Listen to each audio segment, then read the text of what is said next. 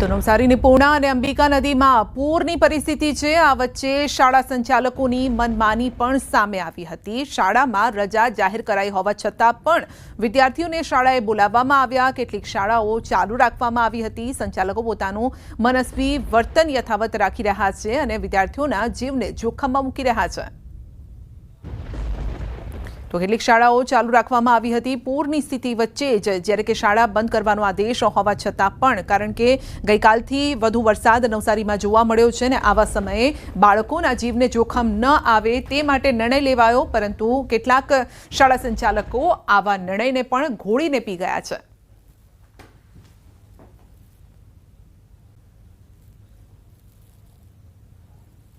નવસારી જિલ્લામાં સતત 2 દિવસથી ધોધમાર વરસાદના કારણે નવસારી જિલ્લાની પૂર્ણા અને અંબિકા નદીઓ ગાંડીતુર બની છે। ખાસ કરીને પૂર્ણા નદી જે નવસારી તાલુકા અને નવસારી શહેરમાંથી જે પસાર થાય છે એમાં ઘોડાપૂરની પરિસ્થિતિ છે, જેને લઈને વહીવટી તંત્રએ શાળા અને કોલેજોમાં રજા જાહેર કરી છે। પરંતુ નવસારી જિલ્લાની કેટલીક એવી પ્રાઇવેટ સ્કૂલો જે છે પોતાની મનમાનીઓ કરીને શાળાઓ ચાલુ રાખતી હોય છે। જિલ્લાના માર્ગ મકાન વિભાગ હસ્તકના આવતા 90 થી વધુ રસ્તાઓ બંધ છે।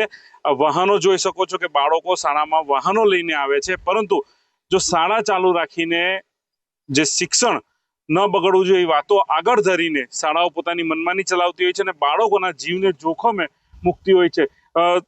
આ જ રસ્તાઓ પર માર્ગો પર પાણી જો ફરી વળે અને કોઈ વિદ્યાર્થીઓ જે બાળકો જે છે જે વાહનો લઈને શાળામાં આવતા હોય છે, જે ગાડીઓ છે એમાં વિદ્યાર્થીઓ શાળાએ આવતા હોય છે અને જો કોઈ બનાવ બને તો એની જવાબદારી કોણ લેશે?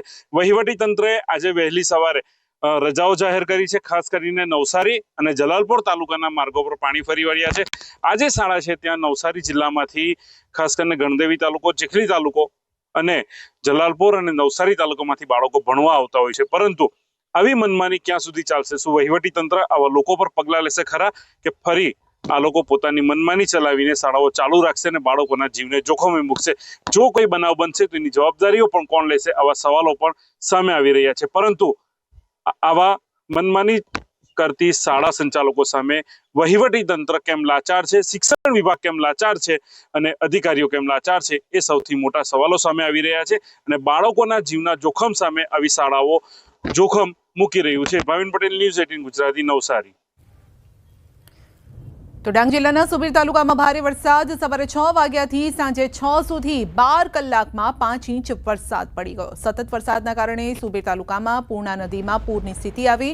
પૂર્ણા નદીની સપાટીએ વધુ પાણી નવસારીના માથે સંકટ બની શકે છે।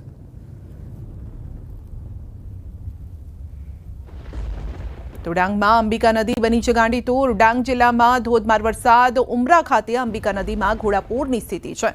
મધર ઇન્ડિયા ડેમમાં પણ ભરપૂર પાણીની આવક છે। અંબિકા નદી ગાંડીતુર થતા નવસારીના ગણદેવી તાલુકાના કેટલાક વિસ્તારમાં અસર જોવા મળી છે।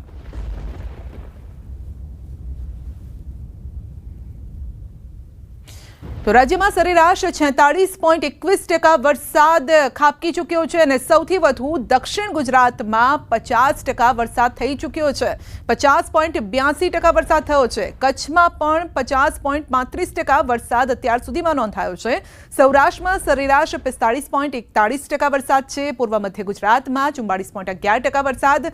સૌથી ઓછો ઉત્તર ગુજરાતમાં 41.31% વરસાદ નોંધાયો છે। તો નર્મદા ડેમમાં પણ 48.15% જળ સંગ્રહ થયો છે। 206 જળાશયોમાં 54.50% જળ સંગ્રહ છે। રાજ્યના 31 ડેમ હાઈ એલર્ટ પર છે। 19 ડેમ એલર્ટ પર છે। રાજ્યના અન્ય 18 ડેમ માટે વોર્નિંગ પણ અપાઈ છે।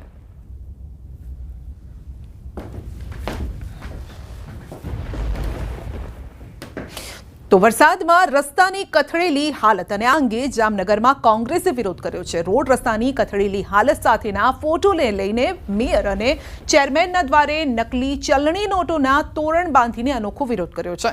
તો કોંગ્રેસના વિપક્ષી કોર્પોરેટર અને કાર્યકરો સાથે જામનગરના કોર્પોરેશનમાં આવેલ મેયરની ચેમ્બર બહાર વિરોધ કરવામાં આવ્યો। રસ્તા ઉપર ગાબડા, ગટરોના પ્રશ્નો, પાર્કિંગના મુદ્દે આવેદનપત્ર આપવા માટે પહોંચ્યા હતા, પરંતુ મેયર 1 વાગ્યા સુધી હાજર જ ન હોવાથી ચેમ્બર બહાર જ આવેદનપત્ર ચોંટાડી દીધું અને સાથે નકલી નોટોનો હાર તોરણ સ્વરૂપે બાંધી અને રોષ ઠાલવ્યો. સ્ટેન્ડિંગ કમિટીના ચેરમેનની ઓફિસ બહાર પણ કોંગ્રેસી નેતાઓએ 2000ની નકલી નોટોનું તોરણ બનાવીને બાંધ્યું હતું.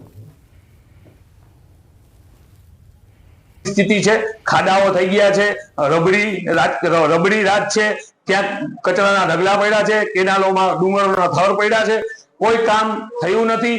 આવી અને દર જે વીકલી એની સેટિંગ કમિટી હોય એમાં સેટિંગ કરી અને જામનગરની જનતાના પૈસાઓ લૂંટવાનું કામ કરે છે. વલસાડ જિલ્લામાં પ્રથમ વરસાદથી જ રસ્તાઓની હાલત બગડી ગઈ છે. નાના મોટા રસ્તાઓ સાથે નેશનલ હાઈવે પણ ધોવાઈ ગયો છે. નાસિક જતો હાઈવે સૌથી વધુ ખરાબ હાલતમાં છે. કપરાડામાં ભારે વરસાદથી હંમેશા નાસિક હાઈવે બિસ્માર થાય છે અને આ વર્ષે પણ હાઈવે ઉપર ખાડાઓની લાઈન લાગી છે, જેના કારણે વાહન ચાલકોને ભારે મુશ્કેલી વેઠવી પડે છે. તો અકસ્માતનો ખતરો પણ રહે છે. અનેક વખત સ્થાનિકો અને ડ્રાઈવર રજૂઆત કરી ચૂક્યા છે, પરંતુ હજુ સુધી ખાડાઓ પૂરવામાં નથી આવ્યા. લોકો તાત્કાલિક સમારકામની માંગ કરી રહ્યા છે. નાસિક હાઈવે કહેવાય, પણ નાસિક હાઈવે તો દેખાતો જ નથી. આ તો ગામડાની જેવી સમસ્યાઓ દેખાય છે. હા, એ તો આપણે ચાંદ પર ના જે ખાડા દેખાય તેવા દેખાય છે. લોકોને ઘણી બધી તકલીફ પડે. વારે વારે ઉપડાણ કરતા હોય, ગામડામાંથી લોકો કામ કરવા માટે પારડી જતા હોય, વલસાડ જતા હોય, એમને ઘણી બધી મુસીબતો પડે. વરસાદમાં આટલા ખાડા છે કે કઈ ખબર નહીં પડતી. આમાં ખાડા ભરાઈ જાય વરસાદમાં એટલે કઈ ખબર નહીં પડે. એક્સિડન્ટો બી થાય, બાઇક વાળા પડી બી જાય. જિલ્લામાં જવાનું તો હવે વલસાડ જવાનું, કપરાડા તાલુકો છે, બહુ જ ખરાબ છે રસ્તો. કપરાડા સુધીમાં આ જ હાલત છે બધી રસ્તાની. ખાડા મોટા 2-3 ફૂટના ખાડા. વલસાડ જિલ્લામાં પ્રથમ વરસાદથી જ રસ્તાઓ ધોવાયા છે. જોકે સૌથી વધારે ખરાબ હાલત છે વલસાડના કપરાડાના નાના પોંડાથી નાસિક જતા હાઈવેની છે. અત્યારે જે આ દ્રશ્યો જોઈ રહ્યા છો, નાસિક હાઈવેના દ્રશ્યો છે. અહીંયા આગળ મસ્ત મોટા ખાડા પડ્યા છે, જેને કારણે અહીંયાથી પસાર થતા વાહન ચાલકોએ પારાવાર મુશ્કેલીનો સામનો કરવો પડી રહ્યો છે. રસ્તાની હાલત એટલી ખરાબ છે કે અહીં આ રસ્તામાં ખાડા છે કે ખાડામાં રસ્તો છે તે પણ કહેવું મુશ્કેલ છે. મહત્વપૂર્ણ છે કે આ નાસિક હાઈવે સૌથી વ્યસ્ત હાઈવે છે. અહીંયાથી ઔદ્યોગિક વિસ્તારને કનેક્ટ કરે છે આ હાઈવે. ઔદ્યોગિક નગરી વાપી, ધરમપુર અને વલસાડ જિલ્લાથી અમદાવાદ, મુંબઈ નેશનલ હાઈવે પર છે. અહીંયાથી વાહનો પસાર થાય છે. રોજિંદા નાના મોટા હજારો વાહનોની અવરજવર રહે છે. પરંતુ કપરાડામાં સૌથી વધુ વરસાદ થતો હોવાથી દર વર્ષે રસ્તાઓની હાલત આવી જ ખરાબ થઈ જાય છે અને રસ્તાઓ પર મસ્ત મોટા ખાડા પડે છે, જેને કારણે વાહનોના અકસ્માતો થાય છે. સાથે સાથે અહીંયાથી પસાર થતા વાહનોમાં નુકસાની પણ થાય છે. આમ વલસાડ જિલ્લામાંથી પસાર થતા તમામ અમદાવાદ મુંબઈ નેશનલ હાઈવે તો હાલત ખરાબ છે જ, પરંતુ સૌથી વધુ ખરાબ હાલત છે અહીંયા આગળ નાના પોંડાથી નાસિક જતા આ હાઈવેની હાલત છે. આથી અહીંયાથી પસાર થતા વાહન ચાલકો ભારે મુશ્કેલીનો સામનો કરી રહ્યા છે અને વાહન ચાલકોની માંગ છે કે વહેલી તકે આ જે હાઈવે છે એની હાલત સુધારવામાં આવે. ભરતસિંહ વાડેર, ન્યૂઝ 18 ગુજરાતી, કપરાડા. બુલેટિનમાં આગળ વધીશું નાનકડા બ્રેક બાદ.